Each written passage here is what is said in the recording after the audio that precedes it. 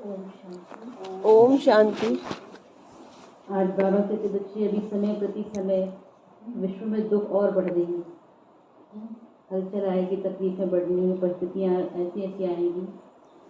तो बाबा कहते तुम सब रूहानी कुशल वर्क करो, तुम्हें अलर्ट हो जाना चाहिए इस बात के लिए कि जो दुखी अशांत आत्मा उनको शांति के वाइब्रेशन देने चाहिए। बाबा कहते ये वाइब्रेशन तीव्र गति से दो ताकि जो दुखी अशांत आत्मा है उनको शांति की राहत मिले। फिर बाबा कहते बच्चे तुम्हें एक बाप का फरमान है कि बाप से ही सुनना और किसी से नहीं सुनना। अभी तक सुनते आए ना, दुनिया का सुनते आए, इसका उसका सुनते आए, तो अवस्था क्या हुई और ही नीचे आ गए। तो बाबा कहते बच्चे अभी तुम्हें एक बाप से ही सुनना है, क्योंकि इस अविनाशी ज्ञान रत्नों को जब तुम सुनेंगे तो तुम्हारे कान भी मीठे हो जाएंगे। आज बाबा ने मुरली में कहा कि बच्चे जब सेंटर पे क्या करते, गुरुवार के दिन मुख मीठा कराते हैं, लेकिन मधुबन जाते हैं तो कान भी मीठा हो जाता है, मुख भी मीठा हो जाता है, नैन भी मीठे हो जाते हैं, क्योंकि वहाँ कौन दिखता है? सिर्फ बाबा ही बाबा दिखता है और कुछ नहीं ना। मधुबन में कोई कारोबार नहीं होता। हाँ, कोई होते हैं ऐसे जो वहाँ भी कारोबार लेके चले जाए, वो बात अलग है, लेकिन मधुबन में कोई भी कारोबार नहीं होता, सिर्फ मैं और मेरा बाबा होता है। इसलिए बाबा कहते वहाँ सब मीठा हो जाता है। फिर आज बाबा कहते बच्चे फूल बनकर सबको सुख देना, किसी प्रकार का कांटा नहीं होना चाहिए। सबसे बड़ा कांटा देहाभिमान का। बाबा इस कहते हैं बच्चे देहाभिमान आने से ही सारे विकार आ जाते हैं और सारे दुख आ जाते हैं। तो बाबा कहते इस दुख से बचने के, सब प्रकार के दुख से बचने के देही अभिमानी बनने का अभ्यास करो। तो बाबा ने आगे कहा कि बच्चे बाप के फरमान की अवज्ञा कभी नहीं करनी है। बाबा ने जो कीमत दी है उस पर चलना। अगर अवज्ञा की तो क्या होगा? तो माया तो खड़ी है ना सामने। बाबा कहते हैं अवज्ञा नहीं करनी, क्योंकि अभी बाबा से सर प्राप्ति करने का समय, और अगर अभी श्रीमत पर नहीं चलेंगे तो कब चलेंगे? संगम युग ही सर प्राप्ति करने का युग। तो बाबा कहते हैं बाबा की हर श्रीमत को पालन करते हुए नंबर 1 बन सकेंगे। और श्रीमत में अगर थोड़ी भी मनमत मिक्स कर ली तो जो प्राप्ति करना चाहते हैं वो उससे वंचित हो जाएंगे।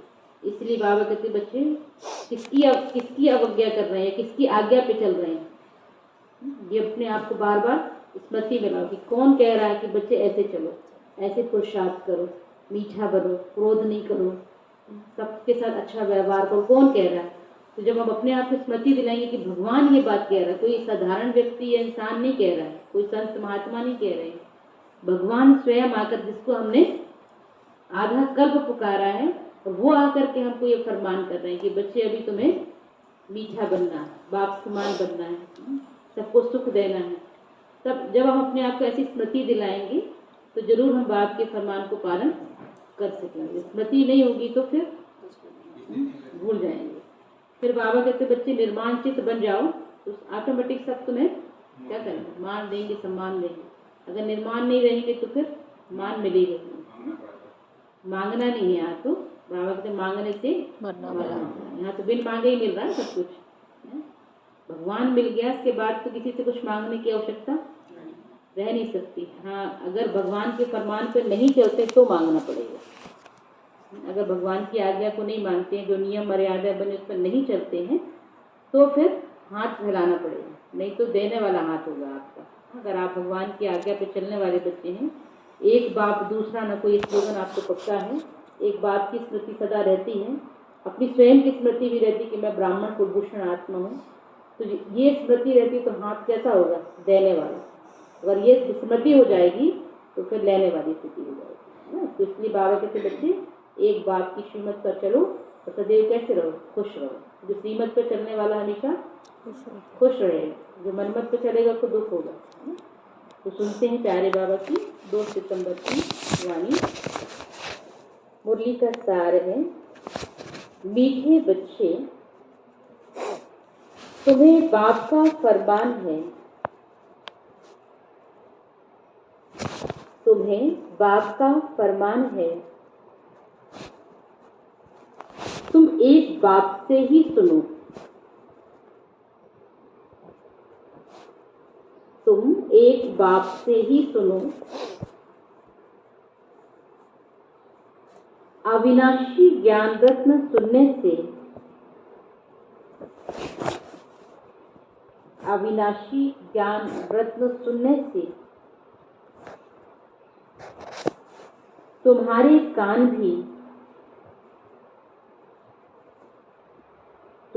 कान भी मीठे हो जाएंगे, मीठे हो जाएंगे। प्रश्न है आज का, ड्रामा के ज्ञान से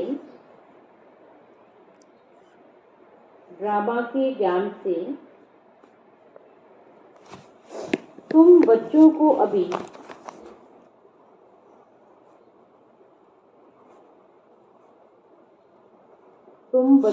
अभी कौन सी रोशनी मिली है? कौन सी रोशनी मिली है?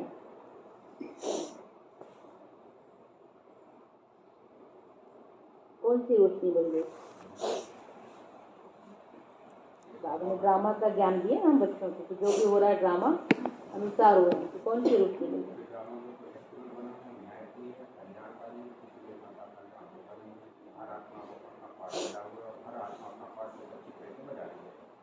सबका पार्ट अपना अपना है ना, एक्यूरेट ड्रामा बना हुआ, इधर से इधर एक इंच इधर सरक नहीं सकता, कुछ भी बदल नहीं सकता, एक्यूरेट ड्रामा बना हुआ, आदि अविनाशी ड्रामा है, अनादि।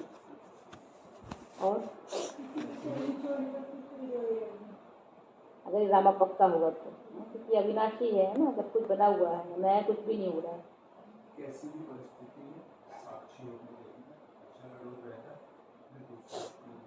हाँ, कैसी परिस्थिति हो, तो ड्रामा तो अविनाशी है ना, अचल अडोल है, तो हमें भी अचल अडोल बनना है, साक्षी होकर के हर एक के पार्ट को देखना है। वो रिपीट होता है, लेकिन एक से दूसरा नहीं मिलता है ना, एक पल दूसरे पल में बिल्कुल अलग अलग होगा ना, अभी कुछ है, थोड़ी देर बाद कुछ और होगा। तो बाबा कहते, तुम्हें रोशनी मिली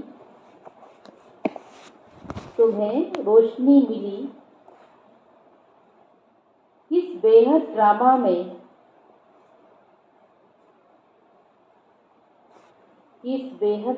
में, हर एक को अपना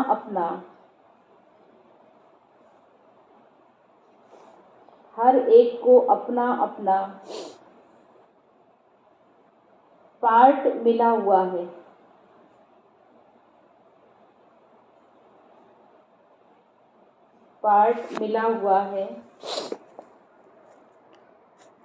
एक का पार्ट दूसरे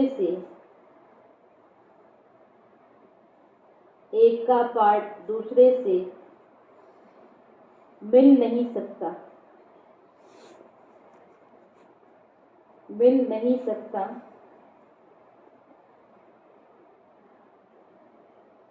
बुद्धि में है सब दिन होत न एक समान। बुद्धि में है सब दिन होत न एक समान। 5000 वर्षों के ड्रामा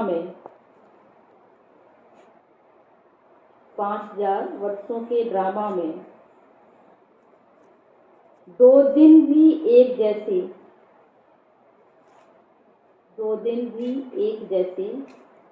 नहीं हो सकते हैं।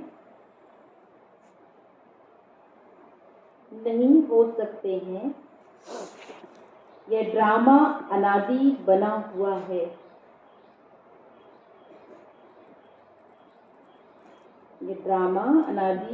हुआ है।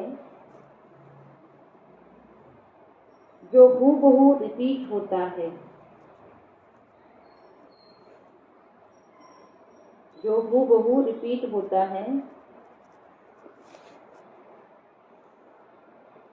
ड्रामा की सदा स्मृति रहे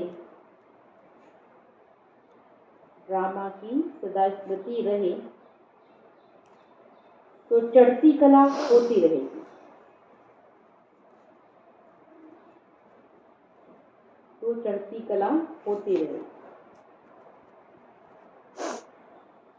गीत बजा है, महफिल में जल उठी समा परवानों के लिए, और प्रीत बनी दुनिया में जाने के लिए। ओम शांति।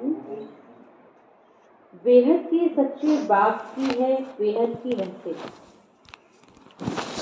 बाप आते ही तब हैं जब बड़ी महफिल होती है।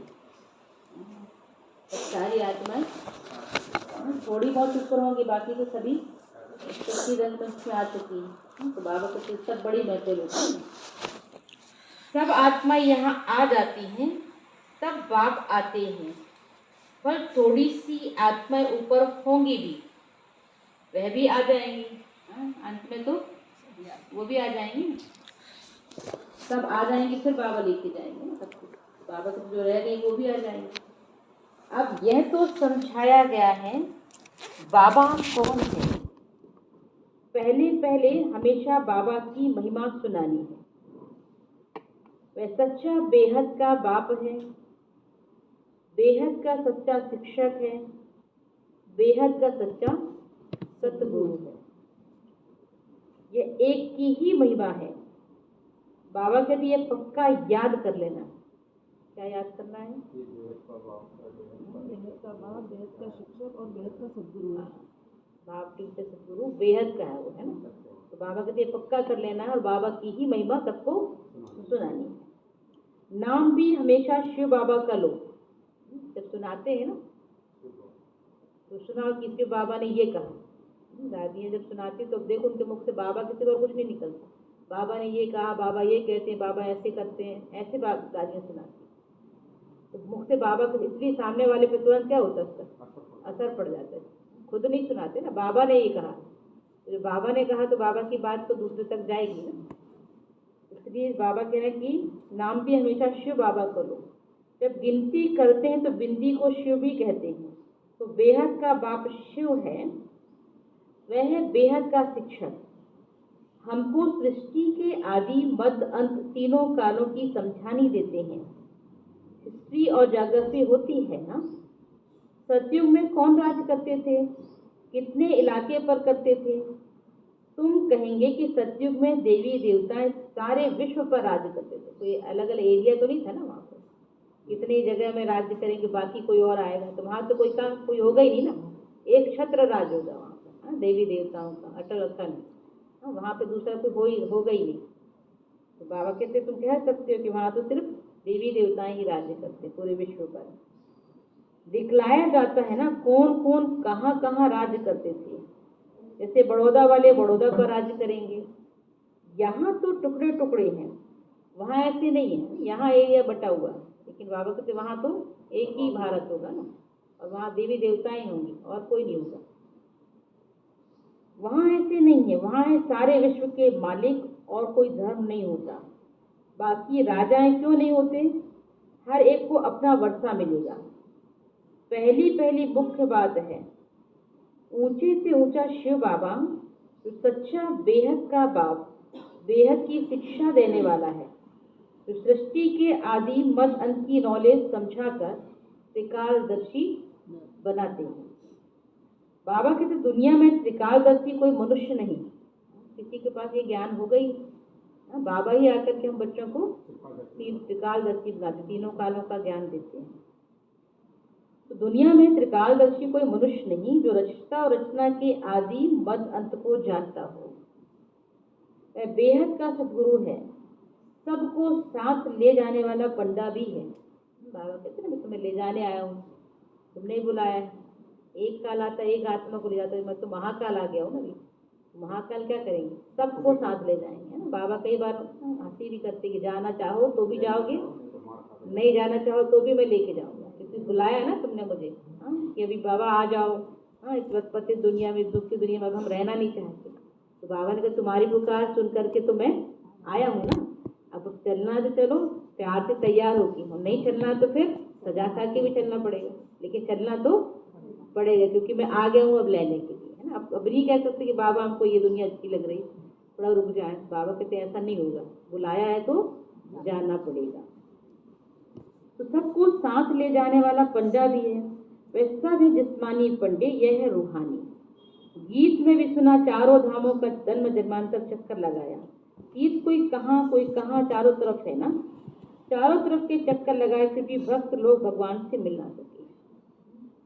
चारों तरफ लगाए फेरे फिर भी हरदम दूर रहे, ऐसे गाते हैं ना। भगवान सब जगह चक्कर लगा के आएगा तीर्थ यात्रा करके, भगवान तो मिले ही नहीं, ऐसे कहते ना, भगवान तो मिले ही नहीं, तो गए काहे के लिए थे, सब जगह धक के आ गए भटक के।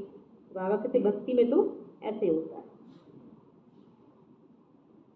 लोग भगवान से मिल ना सके, भगवान आते ही समय, उस समय उधर भगवान है ही नहीं, वो तो देवी अपने मंदिर देवी देवताओं के बने हुए हैं, वहाँ जा रहे हैं, भगवान के मंदिर बने हैं, लेकिन भगवान तो प्रैक्टिकल में अभी है ना, अभी आया वो तो अभी मिल सकते हैं, उधर कहाँ मिलेंगे।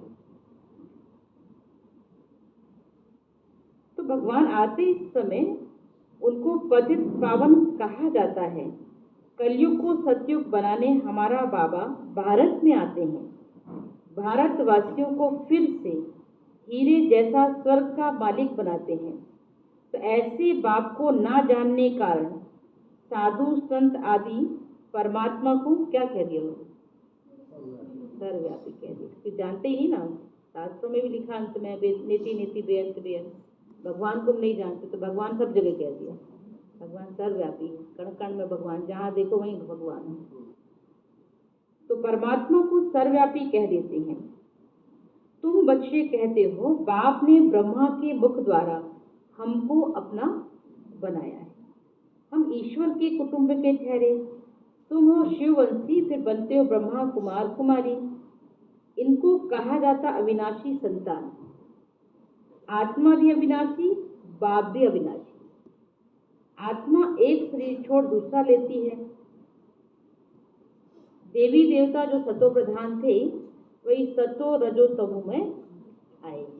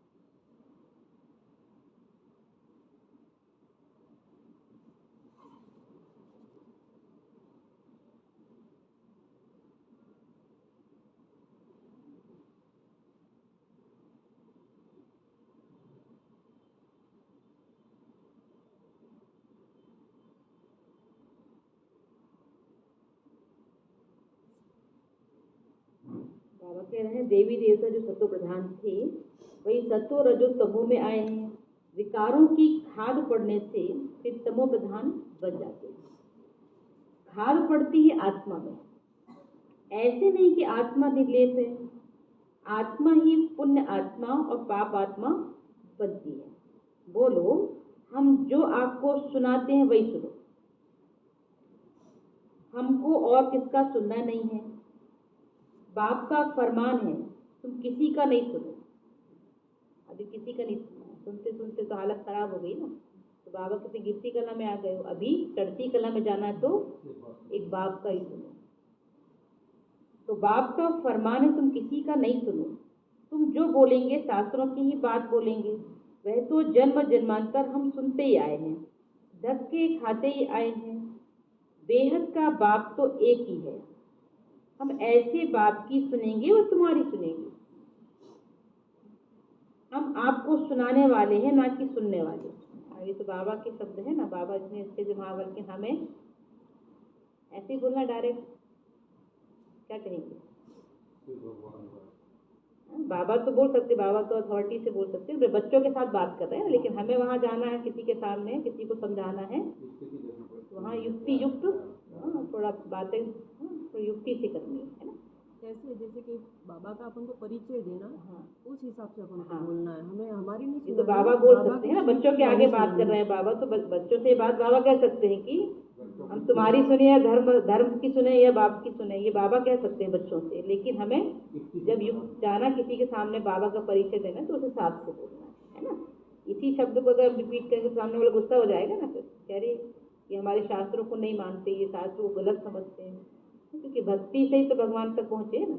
नहीं कहा, बाबा ने कहा तुम ही सबसे पहले भगत, बड़े भक्त तो तुम ही हो, भक्ति सबसे ज़्यादा तुमने ही की है ना भगवान की।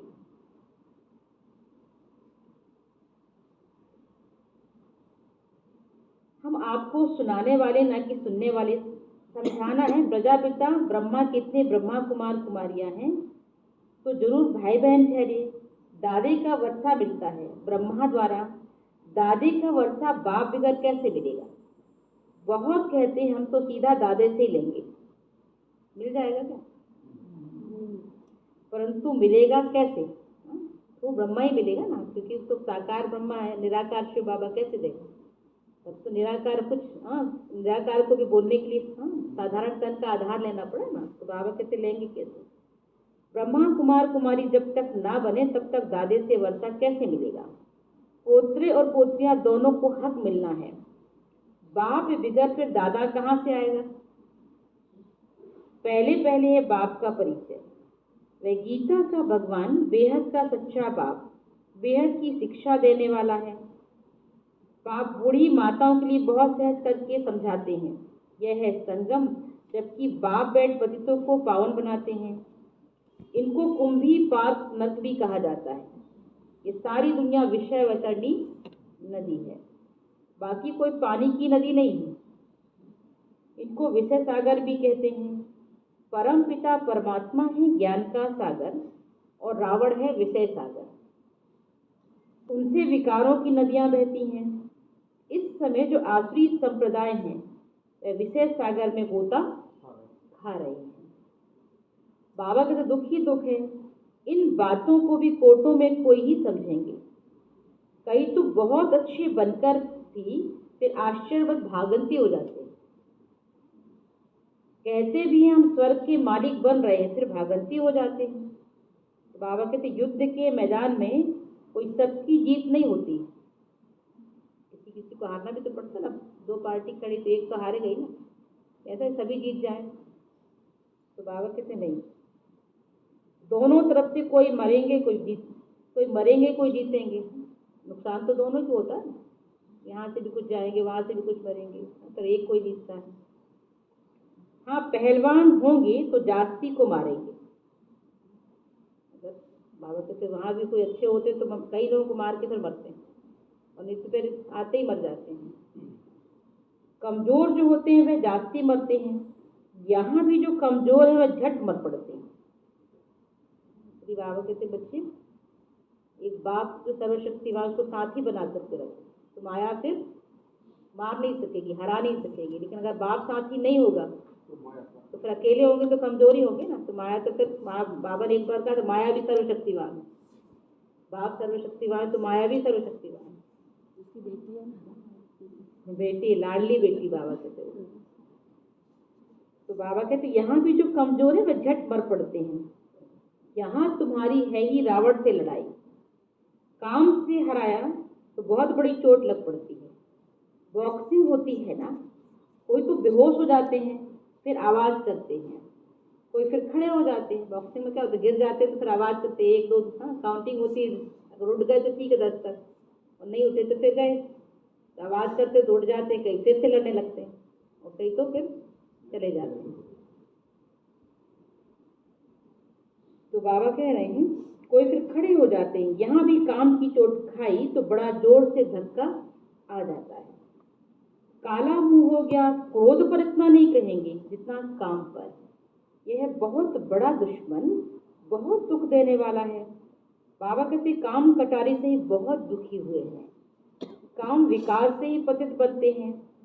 नानक ने भी कहा है मूत पलीती कपड़ धोए, तो बाप ही आकर कपड़े धोते हैं। आत्मा को साफ करने का काम कौन कर रहा है, बाबा ही कर रहे हैं ना आकर के। तभी तुम्हारा भी ये पुराना शरीर है, हर एक को अपना अपना पार्ट मिला हुआ है, एक ना मिले दूसरे से।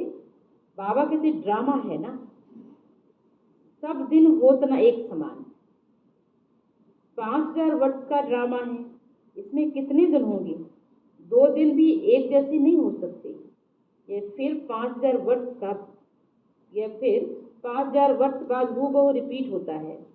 ये अनादि ड्रामा है, सेकंड बाय सेकंड पार्ट बचता जाता है, फिर रिपीट होता है। कहाँ सतयुग, कहाँ कलयुग, वहाँ क्या होता है, यहाँ क्या होता है, कितना फर्क है।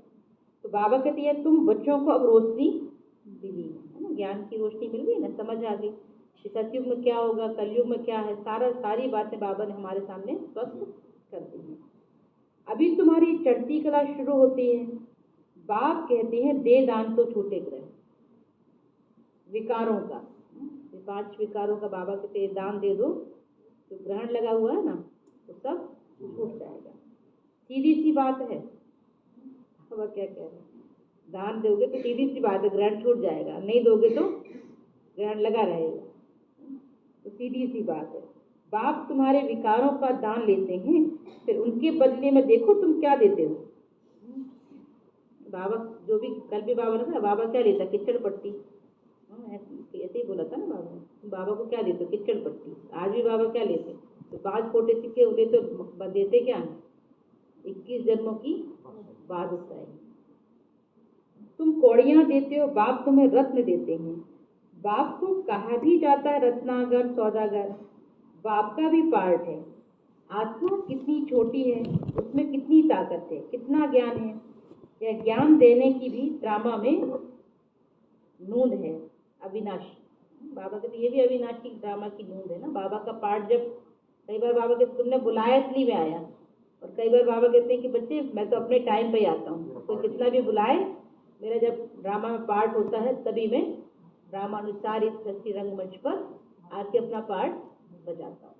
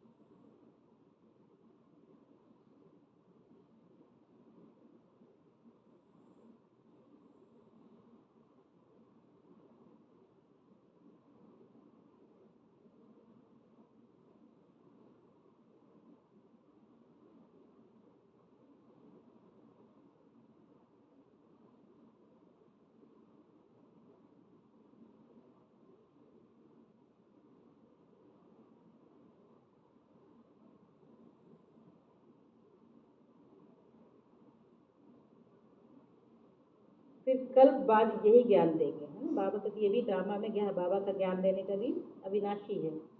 फिर कल बाद भी यही ज्ञान देंगे। ये ड्रामा कब विनाश होने वाला नहीं है, वंडर है ना। आत्मा में 84 जन्मों का पार्ट है, इतनी छोटी बिंदी में कितना पार्ट भरा हुआ है, ये बड़ी गूढ़ बातें हैं। तो पहले पहले बाप का परिचय देना। फिर बाबा की मुरली इसी से शुरू हुई। आज बाबा ने कहा बाप की महिमा सुनानी है, बाप के बारे में ही सुनाना है। फिर बाबा भी बोल रहे हैं कि बाप का ही परिचय देना। वह रूप भी है, बसंत भी है, निराकार आत्मा जो मुख से ज्ञान सुनाएगी, कानों से आत्मा सुनेगी, नहीं तो ज्ञान सागर कैसे ज्ञान सुनाए। जरूर ब्रह्मा मुख से सुनाना पड़े ना, विष्णु व शंकर तो ज्ञान दे न सके। ज्ञान का सागर कहा ही जाता है एक निराकार को। बाबा कहते उनसे तुम ज्ञान गंगाएं बनती हो। बाबा ने आज टाइटल दिया, क्या बन गया, ज्ञान गंगाएं। तो नदियां क्या करती हैं, नदियों का काम क्या है, नदियां बहती रहती हैं ना। तो ज्ञान गंगा बने तो क्या करना है, सबको ज्ञान रत्न सुनाना भी है ना। उनसे तुम ज्ञान गंगाएं बनती हो। सागर तो एक है ना। बाप भी ड्रामा के आदि मध्य अंत की नॉलेज देते हैं। सतयुग में सूर्यवंशी राजाएं थे, 8 बादशाही चली, फिर वही सूर्यवंशी चंद्रवंशी बनते हैं। यह ज्ञान तुम ब्राह्मणों में ही है। तुम हो मुख वंशावली ब्राह्मण। बाप सबका एक है, वह ब्राह्मण है कुख वंशावली, तुम हो मुख वंशावली। वह जिस्मानी यात्रा कर फिर घर लौट जाते हैं। हमारी एक ही यात्रा है, हमारी रूहानी यात्रा। अभी कहाँ जाना हमको? वापस अपने घर जाना है ना, यहाँ लौट करके फिर नहीं आना।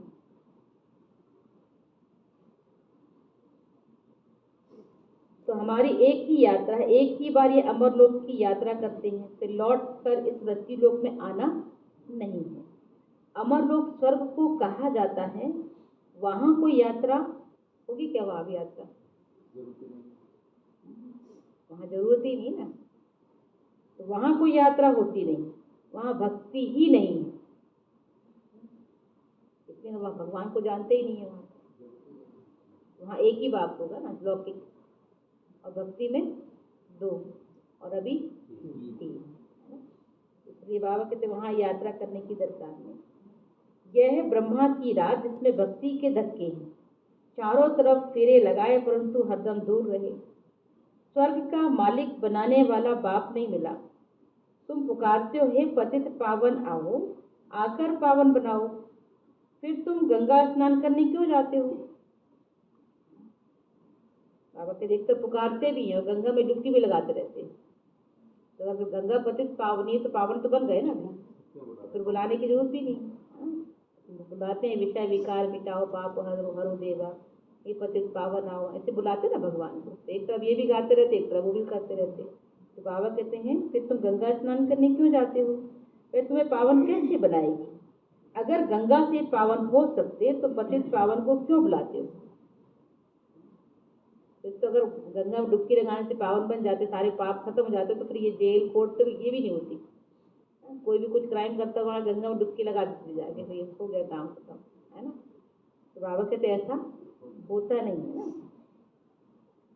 अगर गंगा से पावन हो सकते तो पतित पावन को क्यों बुलाते हो? कितने लाखों आदमी जाते हैं गंगा स्नान करने। पतित पावन सर्व का गति दाता एक ही है, बाकी है भक्ति के धक्के। तो युक्ति से प्रश्न पूछना चाहिए, तो समझेंगे तो बड़े कायदे से पूछते हैं। क्या पूछना है युक्ति से? कौन सा प्रश्न पूछना है? बाबा से क्या संबंध है? पाप से क्या संबंध? पतित पावन कौन है? पतित पावन गंगा है, पतित पावनी गंगा है, पतित पावन निराकार शिव परमात्मा है। बाबा के तो बड़े युक्ति से पूछो, वो बताएंगे इतने समय तो डुबकी लगाते आए, पावन तो बनी। तो बाबा कहते हैं युक्ति से प्रश्न पूछना चाहिए, तो समझेंगे तो बड़े कायदे से पूछते हैं।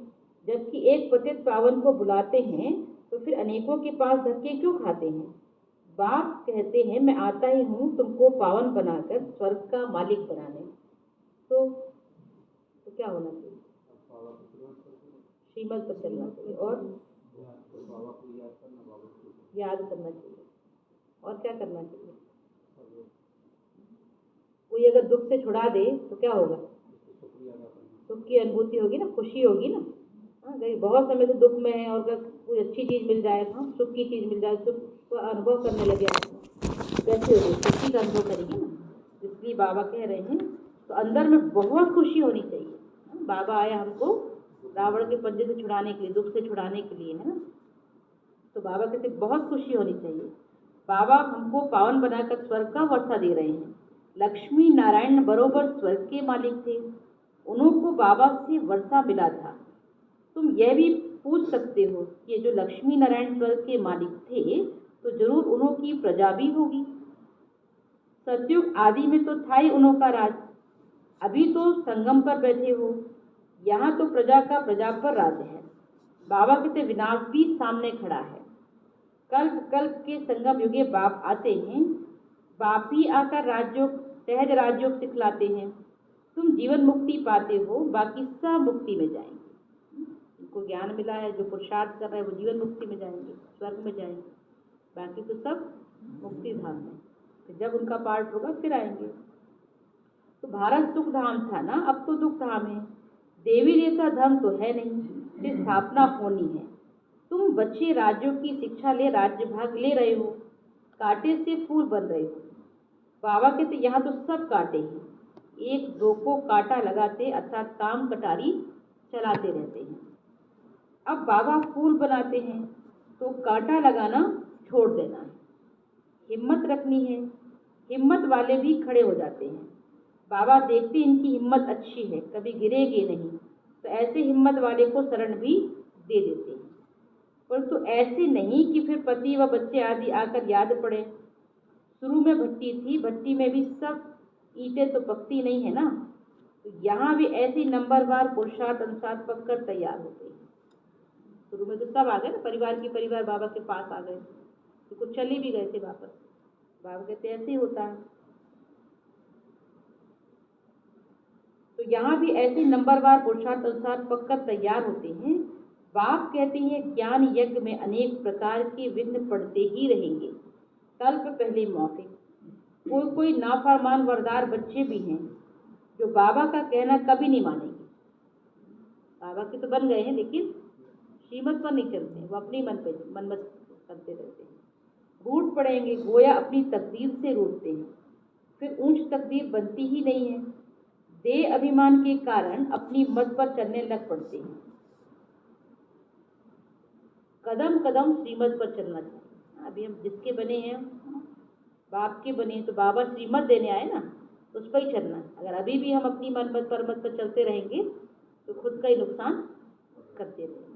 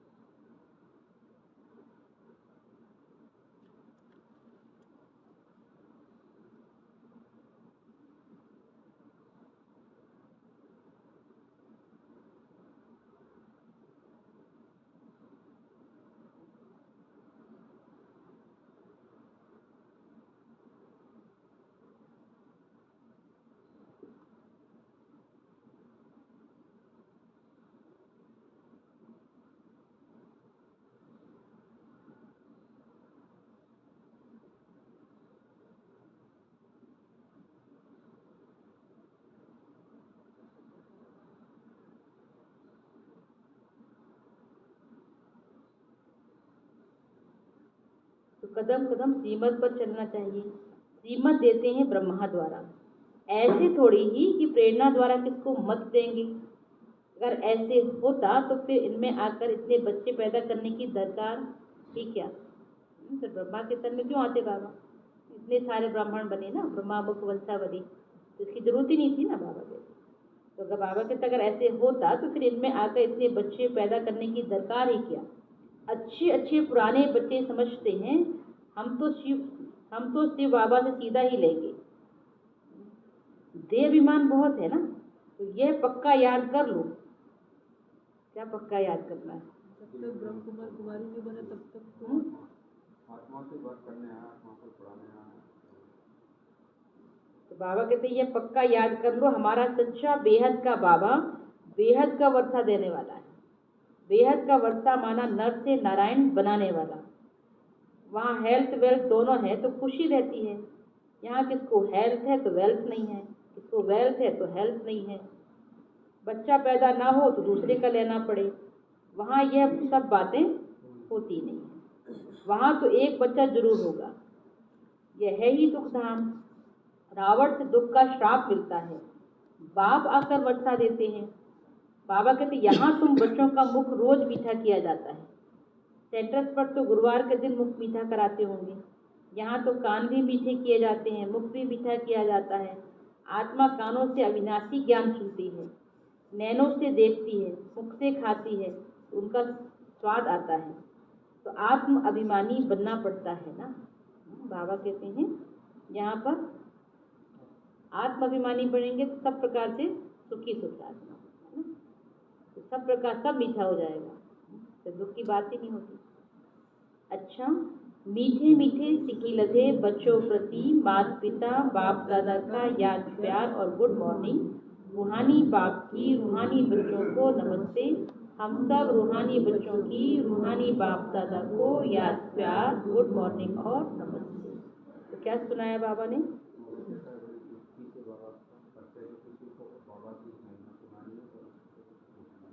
बाप की महिमा सुनानी, बाबा का ही परिचय देना, बाबा का युक्ति से प्रश्न भी पूछना है ना। और बाबा का फरमान है कि आप एक बाप को ही याद करो और अपने ज्ञान अविनाशी ज्ञान रत्नों को यदि आप सबको सुनाते रहोगे तो आपका भी कल्याण होगा। एक बाप का ही सुनना है, बाबा ने, बाबा ने फरमान किया ना, किसी की नहीं सुननी है अभी, एक बाप की ही सुननी है। जो बाबा सुनाते हैं उसको ही सुनना, धारण करना। बेहद का बाप भी है, बेहद का टीचर भी है और बेहद का सदगुरु भी है, तो हमें उसकी श्रीमत पर ही चलना चाहिए। बाबा की बात पक्की कर लो कि बाबा जो बेहद का बाप है, बेहद का टीचर है, बेहद का सतगुरु है, उससे ही सब कुछ मिलना है, वर्षा वही देगा आपको।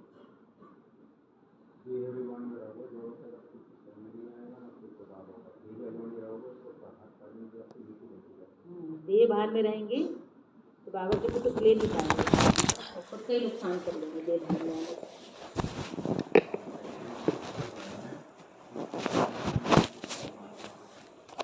घर जाना ना वापस। बाबा कहते हैं दुनिया में भी तो यात्रा करके लोग अपने घर आ जाते वापस, लेकिन हमको अभी हमारी ये अंतिम रूहानी यात्रा है ना, वापस